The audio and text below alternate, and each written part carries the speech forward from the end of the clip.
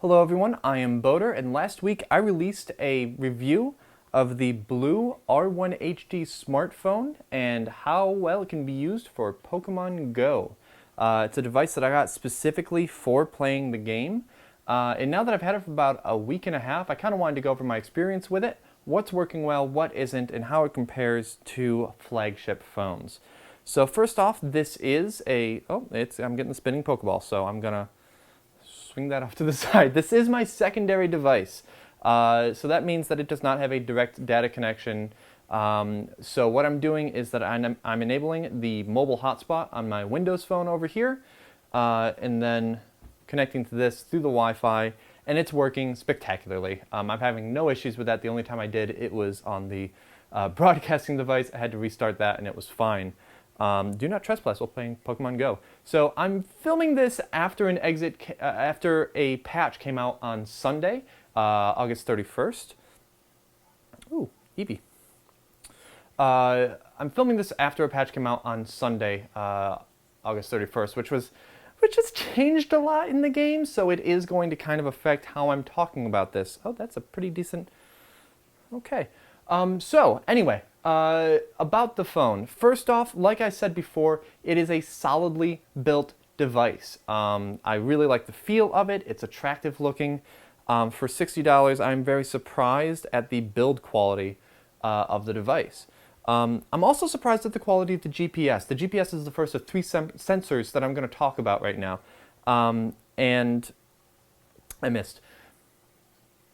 A lot of my friends have said that their GPS will drift a bit during the day. They can leave their phone just kind of open and, they can leave their phone just kind of open and running the game while they're at work on their desk, and they'll get, half a kilometer or something of drift just by the GPS not being able to lock on correctly. Meanwhile, with this, it's a rock solid GPS. It finds a position and stays there, not getting drift, which means, I don't want to complain too much. My desk is in range of one Pokestop. It would be in range of two more if it would drift just a little. And I'm not getting any extra egg distance. So if you're looking for an accurate GPS in a phone, boom, go with the R1 HD. If you're looking for something that's not quite as accurate and is going to get you extra egg distance, this may not be the phone for you. Another sensor to note is the gyroscope. So I mentioned in my unboxing that without the gyroscope, you are left being unable to use AR mode, augmented reality, which means that I can't do this, that Eevee that I just caught, I can't look and say, oh, that's adorable, it's sitting on the bed, or, oh, it's sitting at my computer desk. I can't do that. I can't take a picture of that. I can't share that. I can't do that kind of thing. I'm left with the default field and sky, background, whatever. But honestly, AR mode is one of the big battery sinks for this game. And this phone handles battery like a champ. Now, I typically turn my screen brightness all the way down. It's a little harder to see, especially in broad daylight, but it does still automatically try to adjust for that. I turn my screen brightness all the way down, and I get about 15% battery drain per hour. That is stellar, guys. There's a 2500 milliamp hour battery in here. Compare it to an 1810 battery in an iPhone 6. You have more power to start with. It's not a Retina screen. It's not even a full HD screen. It's 1280 by 768, I believe, which means that it's less information to display on the screen. You're not using the camera in AR mode. It is really good on battery. I could go out with a full charge, go for a walk, and be confident in 5 hours of being able to play Pokemon Go, which is more or less unheard of unless you're bringing a battery pack along. So without a battery pack, it's great. If you add a battery pack, you have an all-day Pokemon Go machine. And this is good because the gyroscope, while taking out AR mode, also takes out battery saver mode. I have battery saver mode enabled on my phone. When I turn it upside down, nothing happens. The app uses the gyroscope to tell if the phone is upside down and blank out the screen, but keep refreshing position. Will buzz when there's Pokemon around. Will track distance on your eggs. This will not do that, so I have to put it in a pocket facing screen outward and hope not to hit it, or just hold it as I'm walking around, which will result in an interesting image when I was shopping the other night, and then I was holding this open to get distance on the eggs, and I have my main phone over here responding to a text, and I'm basically doing this, although this was down here, and I'm like, I look like the biggest tool since the Bluetooth headset came out.